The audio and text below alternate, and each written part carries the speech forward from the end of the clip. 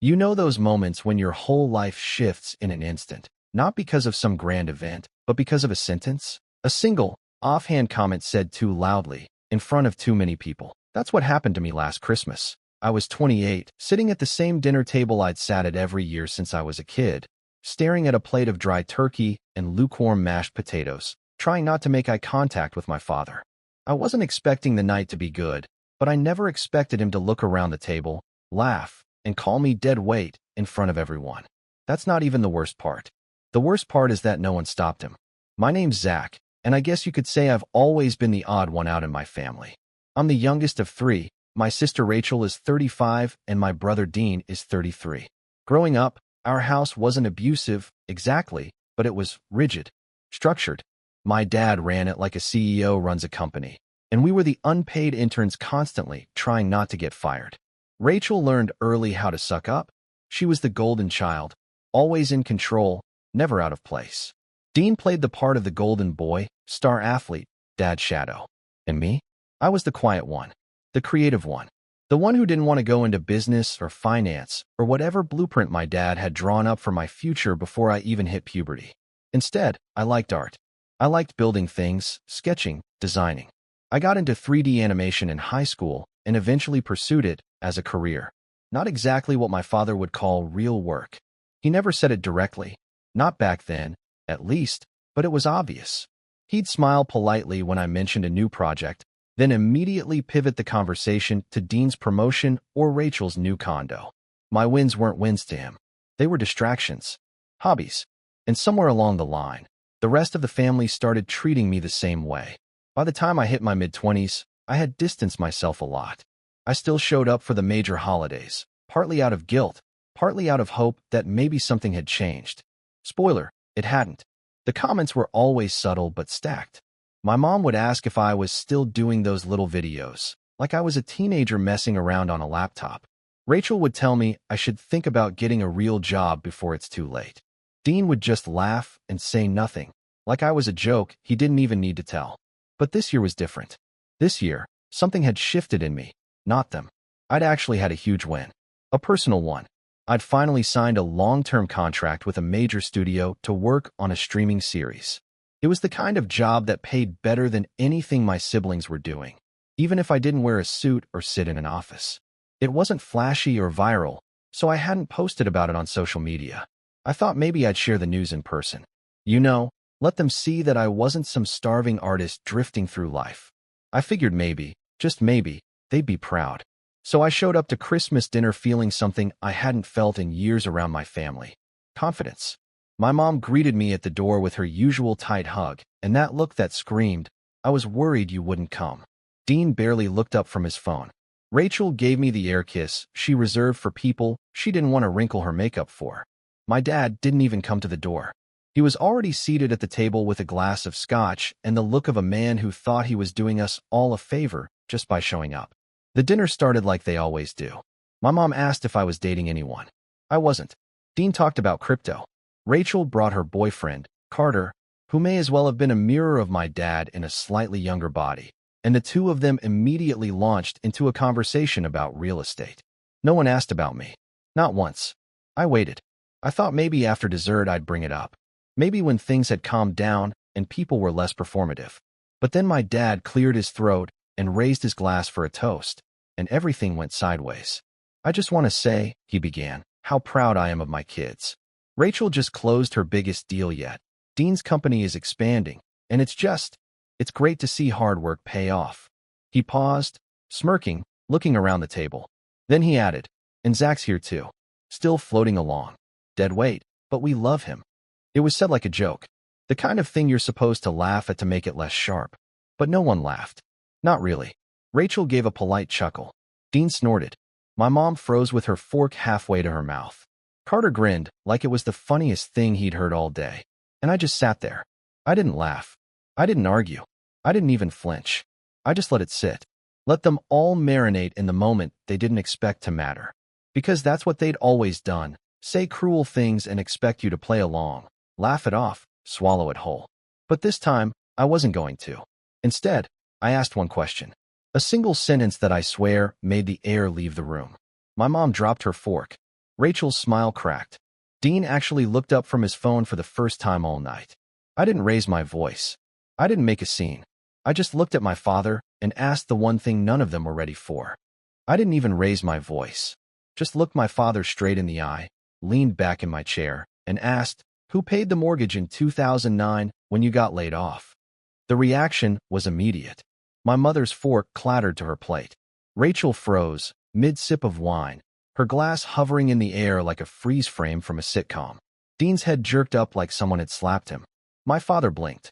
Once. Then again. His mouth opened slightly, then closed. For a moment, all I could hear was the hum of the dishwasher running in the kitchen and the soft Christmas jazz spilling from the Bluetooth speaker in the living room. No one said a word. See, they all remembered 2009. It was one of the worst years for our family, financially. My dad got laid off from his managerial job at a regional supply company, and my mom's part-time work as a paralegal wasn't enough to keep the bills paid. Rachel was still in grad school at the time, fully funded by my parents, of course. Dean had just started working at a tech startup, but he was barely making rent. No one in the family had money to spare. No one except me. At the time, I was 21, a junior in college, and I'd just sold the rights to a short animated film I'd made during an internship. It didn't go viral or make headlines, but it got picked up by an indie platform for a licensing fee that, for me, felt like winning the lottery. I wasn't rich, not by any means, but I had enough to help. So I did, quietly, without fanfare, without asking for anything in return. I wrote checks when the mortgage was late, covered the electricity bills, paid for groceries. My name wasn't on any documents. My dad never acknowledged it out loud, but they all knew. And now, years later, with his scotch glass raised and his smug grin in place, he called me dead weight, in front of the people who should have known better. I didn't need to say anything else. The question alone was enough to fracture something in that perfectly controlled narrative my father liked to keep tight-fisted over our family. He tried to recover, cleared his throat. "That was years ago," he said gruffly, like that somehow erased it. "You were just trying to help." "Yeah," I said. "Because you asked." He flinched. Just slightly. But I saw it. So did everyone else. And I think that's when the balance in the room shifted, like the floor had tilted just a few degrees and no one was sure where to put their feet. The conversation stuttered back to life after that, but the energy had changed. My mom barely touched her food. Rachel suddenly became very interested in her phone. Dean kept giving me sidelong glances like I'd grown a second head. No one asked about my work. No one congratulated me on my success, because at that point, it was obvious I'd come into that house with something they didn't expect, leverage. But I didn't press it. I let the silence do the work for me. Sometimes, truth lands heavier when you don't shove it down people's throats. The rest of dinner passed in a weird daze. After dessert, I helped my mom clear the table. She was quiet, her mouth tight, but her hands were trembling. As I handed her a stack of plates, she whispered, "You shouldn't have said that in front of everyone." I looked at her. Said what? The truth. Her eyes flicked to the dining room. "You know how your father is." "Yeah," I said. "That's the problem." She didn't respond, just took the plates and turned toward the kitchen. After that night, things got colder. Over the next few weeks, I got fewer texts from my mom. No calls. Rachel unfollowed me on Instagram, which was her digital way of slamming a door. Dean sent me one half-hearted message asking if I was okay, but when I replied with a simple, "Doing better than ever," he never answered. Then came Easter. By then, I'd mostly moved on. I wasn't expecting an apology, but I also wasn't expecting what came next. I showed up because, despite everything, I still wanted to give them a chance. I guess I still believed in the idea of family, even if it kept letting me down. When I arrived, it was obvious I wasn't really welcome. No one had saved me a seat. There was no plate set for me. My mom blinked in surprise like she hadn't expected me to come. Rachel and Dean were already deep in conversation with my dad, all of them sipping wine and laughing about something that stopped the moment I walked in. My mom quickly grabbed a spare chair and muttered, "Oh, we didn't think you were coming." "Why wouldn't I?" I asked. She didn't answer. I sat at the edge of the table like an afterthought, trying to stay civil, trying to ignore the weird tension. But it didn't take long for the conversation to turn against me, again. "So, Zach," Rachel said, her voice a shade too bright. "Still playing around with cartoons?" I smiled. "Still animating, yeah?" working on a couple episodes for a new series. Oh, that's nice, she said, like I'd told her I was working at a smoothie shop. Must be nice not to have to worry about the real world. I blinked. You mean paying rent and bills and taxes? She waved it off. You know what I mean. And just like that, it was happening again. Same script, different holiday. Dean joined in this time, saying something about freelancers being allergic to real structure. My dad laughed. My mom said nothing. And I realized, for the first time, that they weren't going to change. Not because they couldn't, but because they didn't have to. Because they had each other. And I didn't. Then the real blow came. My dad clinked his glass and announced that Rachel and Carter were expecting a baby. Everyone gasped and celebrated. Hugs, cheers, tears. I smiled, congratulated her, genuinely happy for her. And then she said, "We're thinking of naming him after Dad. Or maybe Dean. You know, strong names." And my mom, my own mother, added with a chuckle, "Well, at least we know this baby won't end up living in fantasy land." They all laughed, loud and long. No one looked at me. No one cared how it landed. That's when I realized this wasn't just about respect. This was about erasure. They wanted to pretend I was never the one who held them up when they were sinking. They wanted to rewrite the past so they could keep justifying their version of who I was, the soft one, the dreamer, the useless one. But they'd gone too far. A few days later, I got a text from my mom. She said she was planning a surprise party for my dad's 60th birthday that summer and hoped I could put together one of your little videos as a gift. I stared at the message for a long time, not because I was surprised, but because of how casually cruel it was. That's when the idea hit me. Not out of anger, not out of spite, but out of something colder, sharper. If they wanted to rewrite history, fine. I'd let them. But I'd write the ending. Because here's the thing they didn't know. I wasn't just some freelance artist anymore. I had access to tools they couldn't even pronounce. I had time, skill, and receipts. I had emails, screenshots, old checks, and most importantly, I had the full, unvarnished truth. So I smiled, texted my mom back, and said, "I'd love to help with that. I'll make it something he'll never forget." And I meant it. I didn't respond to that text right away. I told myself I needed time to plan the video, but really, I just needed space to breathe, to think, to make sure I wasn't acting out of pure emotion. Because for a while, that's all I was, angry. I mean, how could I not be? They erased me. I sat there for a long time after that Easter dinner, just scrolling through photos on my phone. Pictures from years back, old family barbecues, birthdays, school ceremonies. In every single one, I was off to the side. Not smiling, not frowning. Just there. Like an afterthought.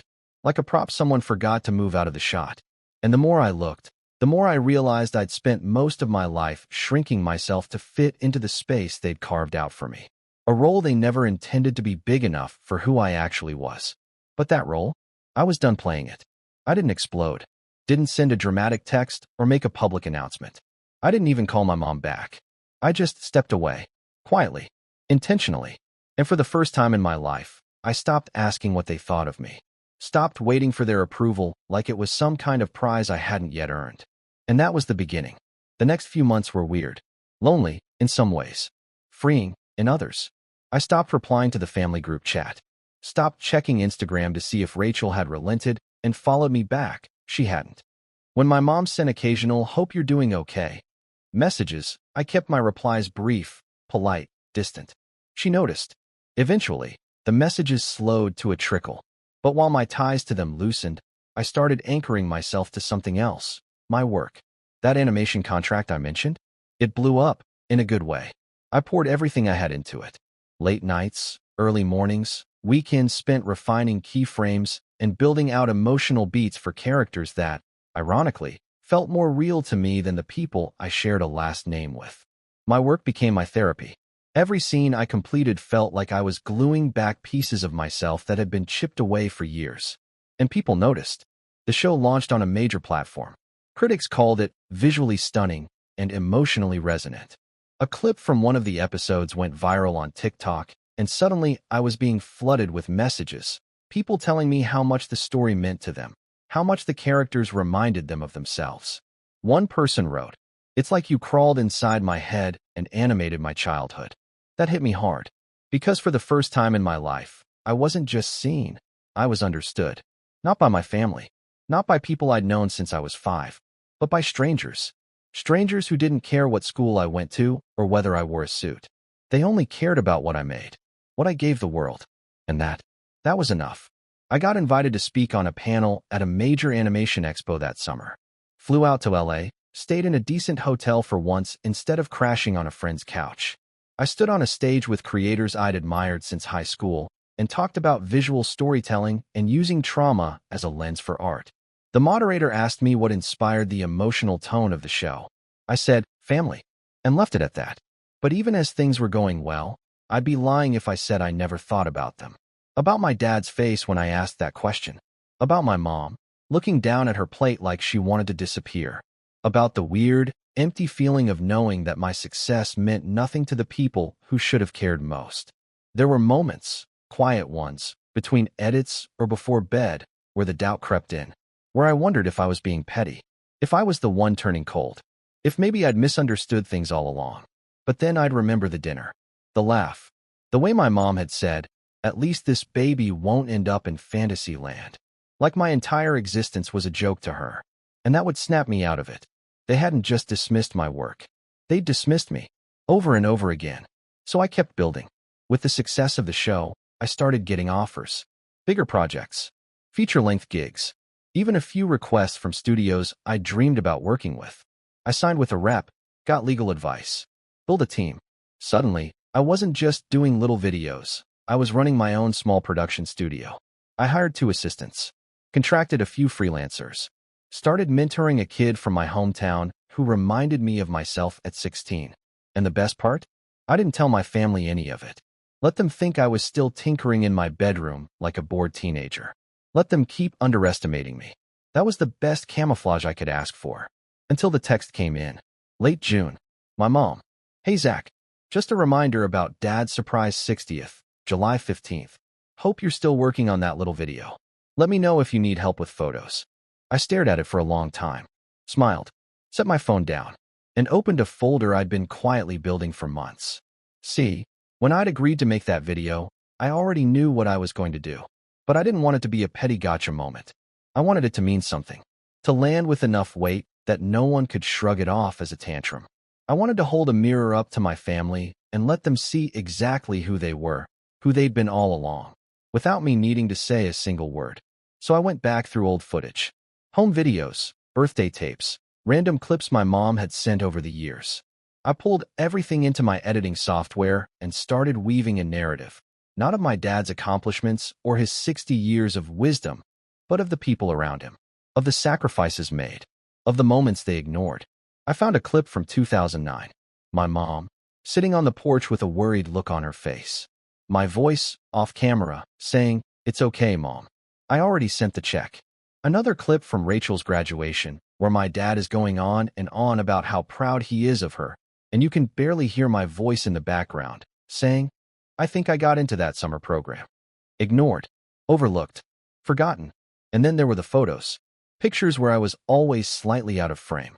Where Dean was center stage, Rachel smiling perfectly, and I was blurred in the background, holding the camera or half-cropped out entirely. I stitched them all together, layered them with a subtle score. Let the visuals do the talking. And then, just once, I included a caption. Not all weight is dead. Some of it carries the family when no one else can. That was it. No voiceover. No explanation.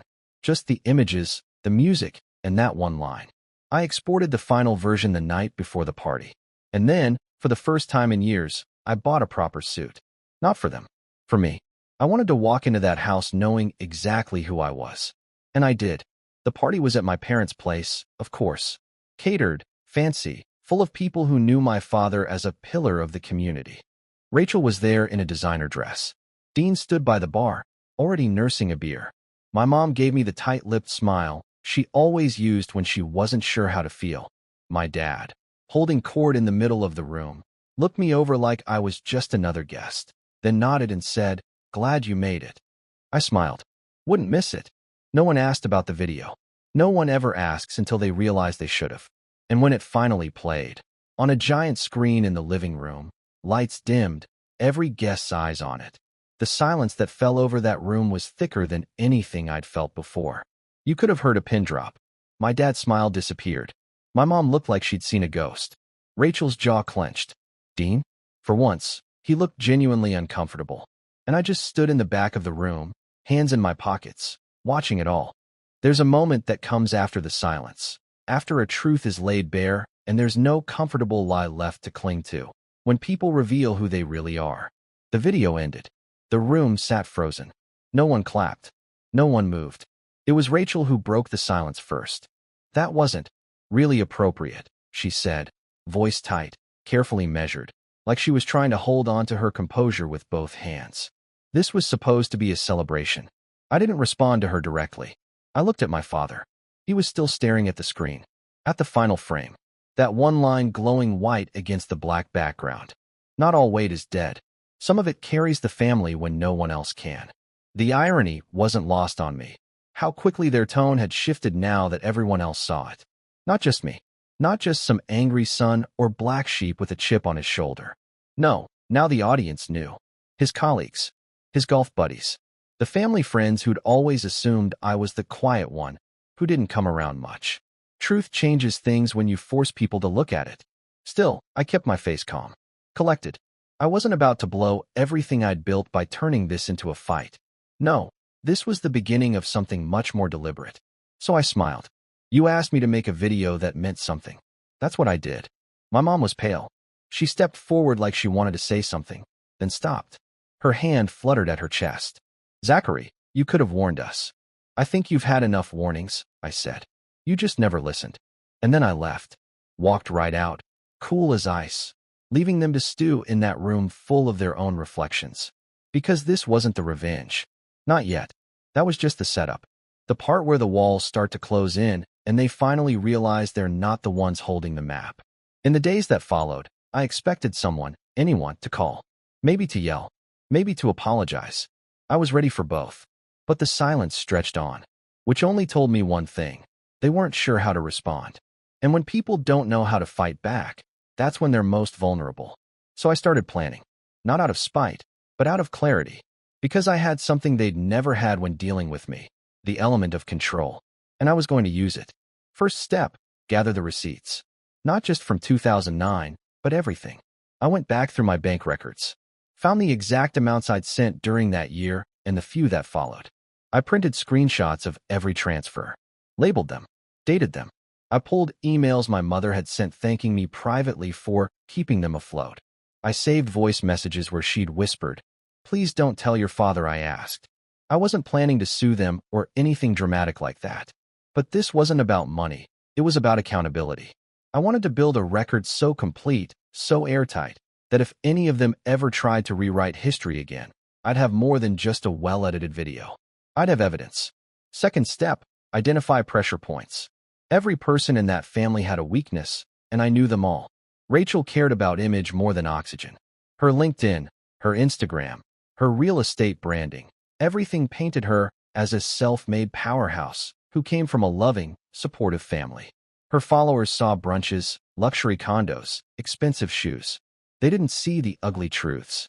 The way she'd manipulated my parents into co-signing her first mortgage while belittling me for needing help with a car loan. The way she'd badmouthed me to clients because my weird animation stuff was a little too alternative. Dean was quieter, more subtle, but he was desperate for validation. He was always trying to impress Dad, even now in his 30s. His biggest fear? Looking small. Weak.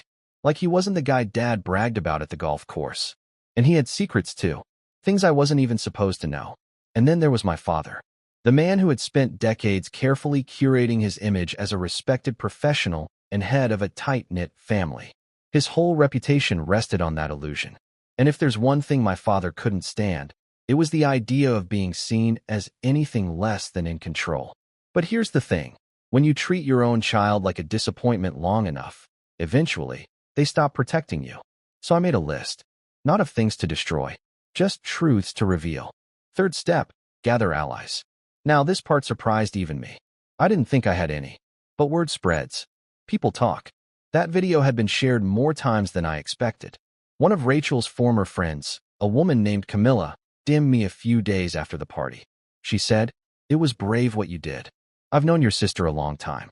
She's never given you the credit you deserve. We met for coffee. She shared stories, little things Rachel had said over the years. How she'd made fun of me to clients. How she referred to me as the family wild card, like I was some unstable experiment. I thanked her, and we kept in touch. A few days later, I got a message from one of Dean's old friends from college. He told me about a project they'd worked on years ago, something Dean had taken credit for but hadn't actually done. It wasn't illegal or anything, but it was enough to shake the image Dean had built.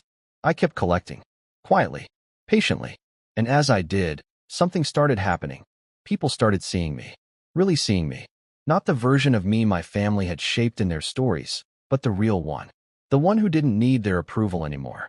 I was invited to speak at a university panel about breaking into animation from unconventional backgrounds. I accepted. Afterward, a student came up to me and said, "I didn't think people like me could make it in this industry. Now I do." It nearly broke me. Because that was the point. That was why I'd held on so long. Why I hadn't burned the bridge completely.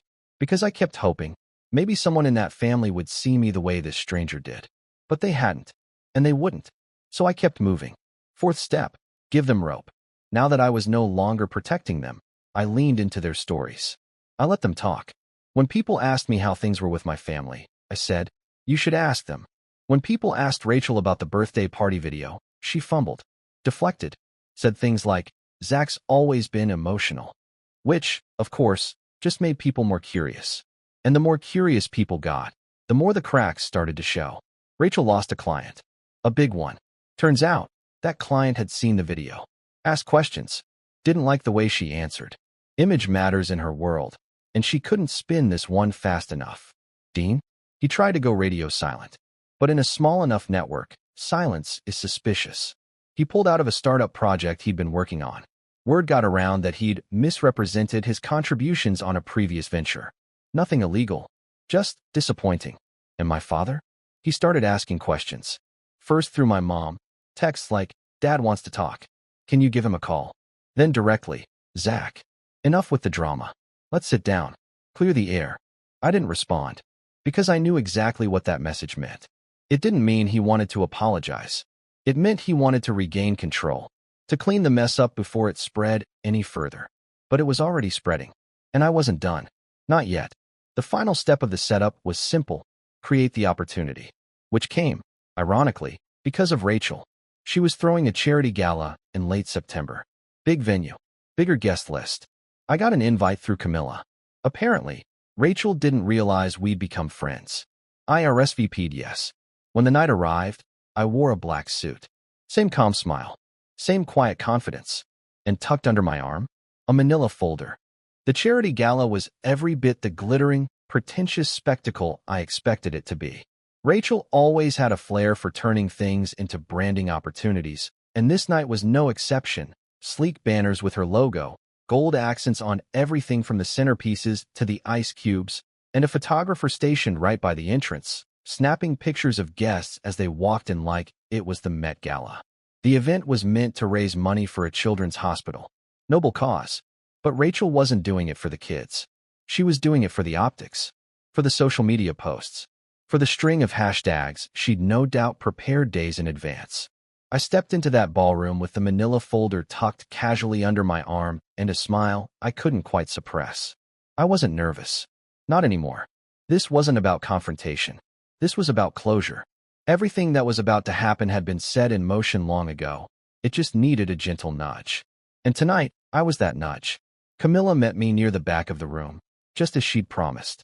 She looked sharp and elegant in a navy dress, holding a glass of champagne and watching the crowd like a hawk. "She's over there," she murmured, tilting her head toward the podium. Just finished her speech. Everyone clapped. No one listened. I nodded. Perfect. I didn't approach Rachel right away. I waited, mingled, made small talk with a few people I recognized from online circles. Producers, writers, an exec from a streaming service that had reached out to me last month. It was funny. These were the kinds of people my father would have fallen over himself to impress, the kind Rachel was always trying to attract. And they knew me, not as the other sibling, not as the artsy one, but as Zach Hayden, the guy who'd built something on his own name. Eventually, Rachel spotted me. Her smile was the kind of thing you learn in expensive etiquette classes, perfectly proportioned, utterly hollow. "Zach," she said, gliding toward me in heels that probably cost more than my flight. "You came." I matched her smile. "Of course. Wouldn't miss it. You've always had a knack for throwing a party." She tilted her head, searching my face for sarcasm. "I'm glad. Really. Look, I've been meaning to talk to you. About the video. It caught us off guard. But maybe we should sit down. Clear the air." There it was again. That phrase. Clear the air. Code for, let's rewrite the story again. Only this time, keep your mouth shut. I didn't answer right away. Just glanced around at the room, at all the polished faces pretending to care about the cause, while eyeing the open bar. And then I handed her the folder. "What's this?" she asked, brows narrowing. "Something for your records," I said. "Go ahead. Open it." She frowned but peeled it open. Her eyes moved across the first page, and then froze. Her mouth parted slightly. A slow inhale. Then another. The blood drained from her face. Inside were printouts of every payment I'd ever made to our parents. The mortgage checks, the bills, screenshots of emails, texts, voice message transcripts. And on top of it all, a signed letter from our father, back when he was desperate enough to ask for help in writing. "Zach, we'll pay you back. You're not just helping us, you're saving us. I know we've been hard on you, but I promise we'll never forget this." I watched the emotions flicker through her, confusion, recognition, and finally, panic. She glanced up at me, voice low and sharp. "Why are you showing me this?" "Because I want you to remember something," I said. "You've built this brand on the idea that you come from a strong, supportive family. You've used that narrative to attract clients, partners, sympathy. But it's fiction. You've spent years diminishing me, mocking me, rewriting our history so that you're always the shining one. But the truth." I leaned in just enough for only her to hear. "The truth has teeth." She was breathing fast now.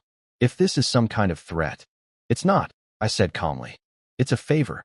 A chance for you to stop before I decide to go public." She went rigid. "You wouldn't dare." "I don't need to," I replied. "The damage is already done. People saw that video. They're already asking questions. And if I decide to release this..." I tapped the folder. "Your whole image collapses. I'm not here to ruin you, Rachel. I'm here to tell you that from now on, you don't get to speak for me. You don't get to use me. You don't get to erase me." She didn't respond. Just stared, jaw clenched. I left her standing there and walked away. I didn't stop at Rachel, though. The next morning, I paid a quiet visit to Dean's office. Not a meeting, just a delivery. I left a small envelope with his receptionist, addressed in my handwriting. Inside were a few friendly words and a copy of a message I'd received from his old business partner, the one who'd confided that Dean had taken credit for his work years ago. The envelope included a note. "I've kept this private. I hope you'll do the same, moving forward. You've spent a long time acting like I was beneath you. Let's not pretend anymore." He never replied. And then there was my father. That conversation took place over coffee. Not at my parents' house, neutral ground. A small cafe on a quiet street. He showed up wearing that same guarded expression he always had when he knew he wasn't in control. He looked older, tired. Maybe it was the lighting. Maybe it was just finally seeing him as he was, not how I wanted him to be. He sat across from me, cleared his throat, and said, "You made your point." "No," I said. "I made my peace. Whether you understand it or not, that's up to you." He looked at me for a long time. "You think I was a bad father. I think you were a proud one. And pride can make people blind." He nodded, slowly. "You know, when you were a kid, I didn't understand you. Still don't most days." "That's not the problem," I said. "The problem is, you never tried." Silence stretched between us. Then he said something I hadn't expected. "Thank you. For the mortgage. For everything." I didn't say you're welcome. I didn't smile. I just nodded. That was enough. Weeks passed. The fallout wasn't explosive. It was quiet, slow, like erosion. Rachel's reputation took a subtle hit. Nothing dramatic, but enough that some clients stopped returning her calls. She posted less frequently. Dean stopped showing up at industry mixers. My mother texted now and then, short messages. I responded politely, but without warmth. They were still a family, still orbiting around one another. But I no longer orbited them. Instead, I focused on the life I'd built. My studio grew. I signed a deal to co-produce a new animated film. I hired Camilla as our community outreach lead. I bought a condo overlooking the river, nothing flashy, but mine. One afternoon, I walked into a bookstore and saw a hardcover collection of essays on animation and storytelling. My name was listed in the table of contents. I flipped to my piece and read the first line. Sometimes, the best stories aren't about revenge. They're about remembering who you are